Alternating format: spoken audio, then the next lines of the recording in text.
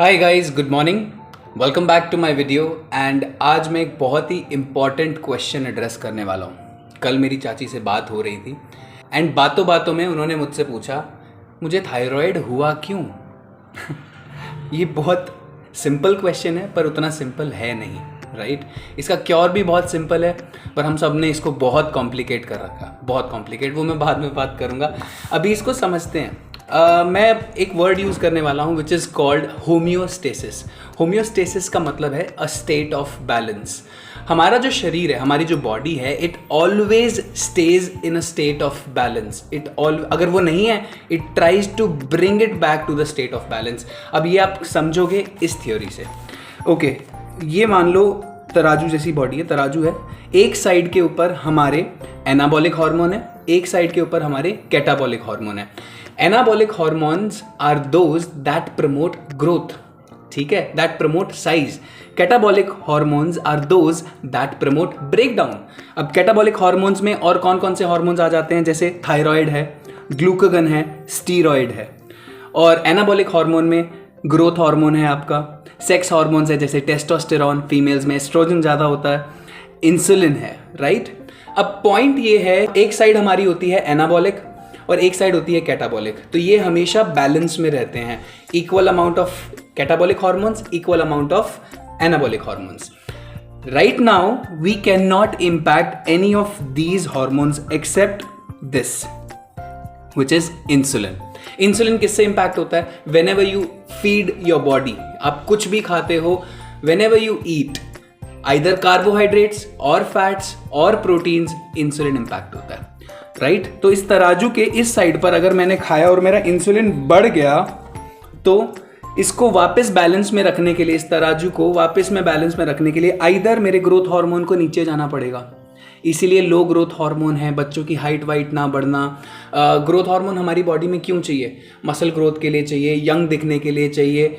बहुत growth hormone is a very crucial hormone. If you want to gain muscle, growth hormone is the first thing that you should be having. You should be worrying about testosterone later, ठीक है? तो insulin बढ़ गया तो इसको balance में रखने के लिए ग्रोथ हार्मोन को नीचे जाना पड़ेगा, आइदर सेक्स हार्मोन को नीचे जाना पड़ेगा। इंसुलिन बहुत बढ़ गया तो दोनों नीचे जाएंगे, तो इसीलिए लो टेस्टोस्टेरॉन लेवल होता है। फीमेल्स में पीसीओडी, पीसीओएस इश्यूज या हार्मोनल इम्बैलेंसेस क्यों होते हैं?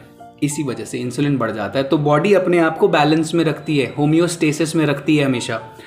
और अगर फॉर एग्जांपल मान लो इन साइड पे कोई इंपैक्ट नहीं हुआ या इंसुलिन हमने और बढ़ा दिया, तो आइदर थायराइड को बढ़ना पड़ेगा, राइट? या स्टेरॉइड्स इम्बैलेंस हो जाएंगे, या आपका ग्लूकागन इम्बैलेंस हो जाएगा। So this is called theory of homeostasis. Your body always tries to keep itself in a balance. अगर किसी को थायराइड है या डायबिटीज है, एक ही चीज इंपैक्ट हुई है, रूट कॉज क्या है? इंसुलिन, क्योंकि वही खाने से इंपैक्ट हो सकता है। और वो बढ़ बढ़ के, जिसको हम साइंटिफिक भाषा में हाइपर इंसुलिनीमिया भी बोलते हैं या दूसरी टर्म्स में इंसुलिन रेजिस्टेंस भी बोलते हैं, ये डॉक्टर्स एड्रेस नहीं करते। कुछ को पता है, कुछ को नहीं पता। जिनको पता है वो बताते भी नहीं है। शायद उनको भी ये अंदाजा नहीं है कि इस रूट कॉज को अगर आपने फिक्स कर दिया, ऑटोमेटिकली आधी से ज्यादा बीमारियां ठीक हो जाएंगी और नेचुरली ठीक हो जाएंगी। इंसुलिन रेजिस्टेंस कैसे ठीक होता है? मेरा पूरा चैनल इसके बारे में है। फास्टिंग से ठीक होता है, स्ट्रेंथ ट्रेनिंग से ठीक होता है, मेडिटेशन से ठीक होता है, और एक हाई सैचुरेटेड मॉडरेट प्रोटीन और लो कार्ब डाइट से ठीक होता है इंसुलिन रेजिस्टेंस। ये ठीक हो गया, ऑटोमेटिकली आपको आधी से ज्यादा बीमारियां होंगी नहीं। मसल मास बहुत अच्छा रहेगा, बहुत अच्छा रहेगा, खुश हमेशा रहोगे, एक्टिव हमेशा रहोगे। Yes, as I told yesterday, non-vegetarian diet can turn you into a beast, but you have to tame that beast. If you're not able to, then it's your choice to live a low energy life. But if you want to live an active, a life full of strength, non-vegetarian diet is the way to go about it. All right, तो ये theory of homeostasis मैंने explain कर दिया। आज का clip भी छोटा ही रखेंगे। ये मैंने पहले भी एक वीडियो बनाया था जिसमें मैंने सब्जियां लेके आया था, एक तराजू मांग के लेके आया था। वो वीडियो लंबा बन गया था, शायद यूट्यूब के एल्गोरिदम की वजह से, इसलिए ज़्यादा नहीं हुआ, बट वो अच्छा एक्सप्लेन हुआ था। जिन्होंने भी देखा उन लोगों ने कॉमेंट करके मुझे बताया।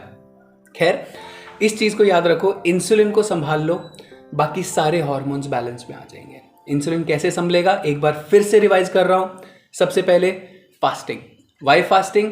फास्टिंग पे जब आप होते हो, फास्टिंग का मतलब when you are not eating, you are pure fasting तो बस वाटर पे होती है frankly speaking. When you not eating, पहले ग्लाइकोजन कंज्यूम होगा, फिर प्रोटीन कंज्यूम होगा, ग्लूकोनियोजेनेसिस के थ्रू वो भी ग्लूकोज में कन्वर्ट होगा, फिर उसके बाद फैट की बारी आएगी, तब वो स्टोर्ड फैट यूटिलाइज होना शुरू होगा। इसीलिए फास्टिंग, इसीलिए इंसुलिन को कम रखो, ठीक है। एक इंपॉर्टेंट बात और कहना चाहूँगा, अगर क्लिप ज़्यादा लंबा नहीं हो रहा, आप बहुत सारी टेस्ट करवा रहे हो, फास्टिंग ग्लूकोज, LFT, KFT, उन सबका क्या फ़ायदा है अगर आपने इंसुलिन टॉलरेंस टेस्ट नहीं करवाया।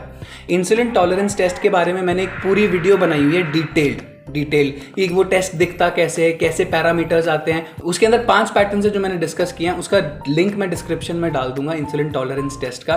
That is the true test to जज whether you are insulin resistant और नॉट। अदरवाइज आप फास्टिंग ग्लूकोज मेजर करोगे, वो नॉर्मल आएगा, फास्टेड स्टेट में जाके ब्लड सैंपल देके आएगा, ऑब्वियसली वो बेटर आएगा। इंसुलिन टॉलरेंस टेस्ट में क्या होता है बेसिकली, वो आपको शुगर वाटर देते हैं, आप फास्टेड स्टेट में जाते हो, हर 2 घंटे बाद 5 बार आपका ब्लड सैंपल लेते हैं, वो चेक करते हैं इंसुलिन और ग्लूकोज का response. It is a gruesome test but that is the true test that can tell you about your health.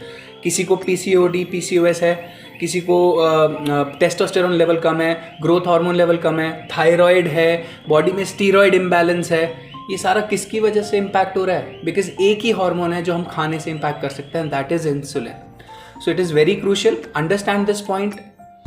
अगली वीडियो आपको भी पता है किसके बारे में, LDL कोलेस्ट्रॉल के बारे में, right? And I am working on it, I am trying to make a good video so that आपको मज़ा आए उसको देखते हुए भी, इसीलिए उसमें समय लग रहा है।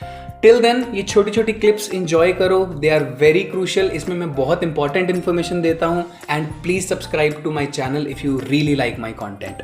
Thank you.